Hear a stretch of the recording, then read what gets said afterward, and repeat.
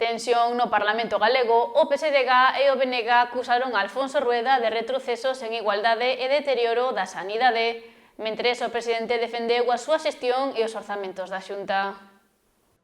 O Pazo do Hórreo volveu a acoller unha nova sesión do Pleno do Parlamento de Galicia, momento que os partidos da oposición puideron aproveitar para lanzar preguntas ao presidente da Xunta, Alfonso Rueda, afundando así en temáticas que actualmente son de gran relevancia.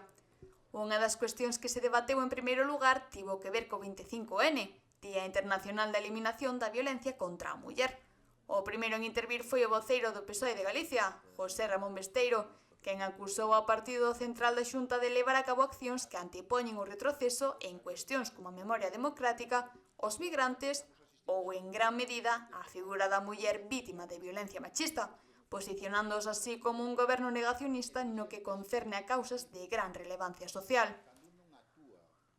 A mesma actitud que teñen que as vítimas do franquismo é a mesma actitud que teñen cos menores migrantes, eses menores que non queren recibir, que non queren acoller, que discuten a aposta pola solidariedade dun pobo como é o galego, que tuvo que sufrir e padecer unha migración forzosa de moitos galegos e moitas galegas.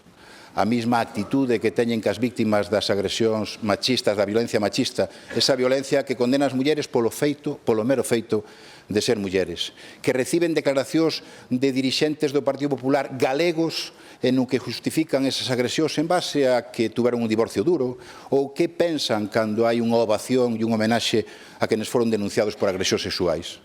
A mesma actitud que temos cando percibimos ataques directos contra unha evidencia que é o cambio climático. Galicia ten problemas tamén de cambio climático. Ese futuro que queremos, ese mundo que queremos darlle aos nosos fillos e fillas, netos e netas, ás futuras xeracións, que está sendo cuestionado. Todo eso ten un patrón común político, que é o negacionismo. Negacionismo histórico, negacionismo democrático, negacionismo da violencia machista, negacionismo ou xenofobia e negacionismo climático. Todo eso ten un nombre, negacionismo. E é evidente que estamos padecendo unha onda regresiva que se apoia no negacionismo. Ante isto, o mandatario galego respondeu con seguridade pola vía dos orzamentos. Asegurou que, a raíz destas medidas e axudas impostas pola Xunta de Galicia, respóndese ás demandas dos cidadáns e ás súas dificultades ou problemáticas, todas elas por igual. Sabe por que facemos orzamentos na Xunta de Galicia? Porque resolven os problemas das persoas, o que nos pide a xente que fagamos.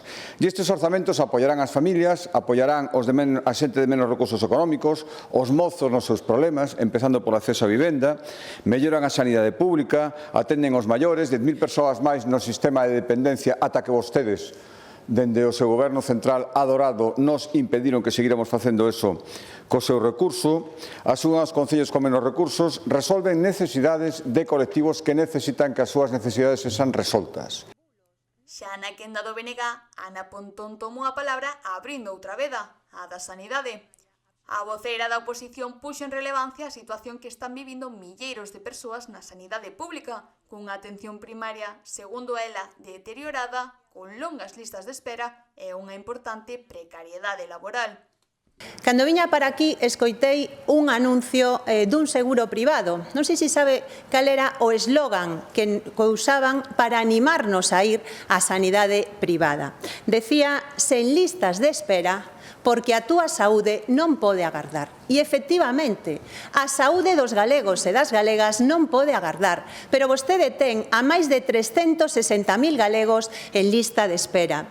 A saúde non pode agardar, pero conseguiron que haxa lista de espera en primaria que chega a ser até un mes en moitos centros. A saúde non pode agardar, pero hoxe vemos como ten a 11.000 nenos e nenas sen pediatra. Está claro que precisamos un novo modelo de atención primaria e desde o BNG temos propostas concretas. Hai que mellorar e ampliar os profesionais de atención primaria, por iso hai que convocar todas as prazas que están vacantes.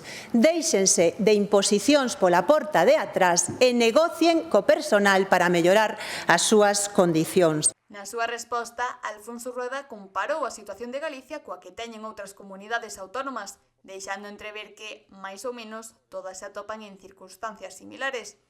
Así mesmo, acusou a portavoz da oposición de portar unha actitude diferente ante, segundo el, situacións máis importantes.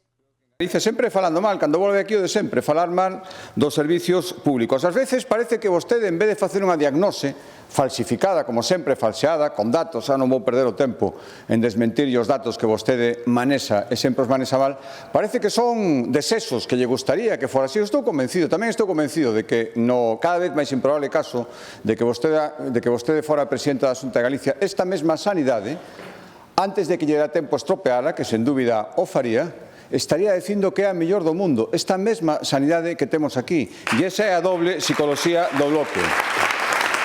Da igual, mire, a vostede é igual todo, da igual que os problemas sexan moi similares en todas as comunidades autónomas, por certo, moito peores en comunidades autónomas con máis recursos que Galicia, da igual que as comunidades autónomas estamos dicindo que non podemos estar loitando entre nós para quitarnos os profesionais, que isto ten que ter outra solución a nivel máis global, da igual que o Ministerio de Sanidade siga facendo escapismo sin asumir unha sola responsabilidade, da igual, porque o que vostede quere vir aquí a facer ese diagnóstico é excitalo todo para fomentar o alarmismo, insisto, con respeto aos profesionais que legítimamente se manifestan, pero vostede intentan que haxa canta máis algarada mellor e dá igual todo. A vostede danlle igual os doentes, dá igual os servicios públicos, dá igual a sanidade. Vostede busca a pancarta. Menos mal que nós temos responsabilidades, buscamos unha sanidade de calidade e ogallá que podamos chegar a un acordo en este e en todos os servicios públicos fundamentais. Con todo, levouse a cabo así unha sesión plenaria na que, como xa acostuma, as retaílas e as tensións foron as verdadeiras protagonistas.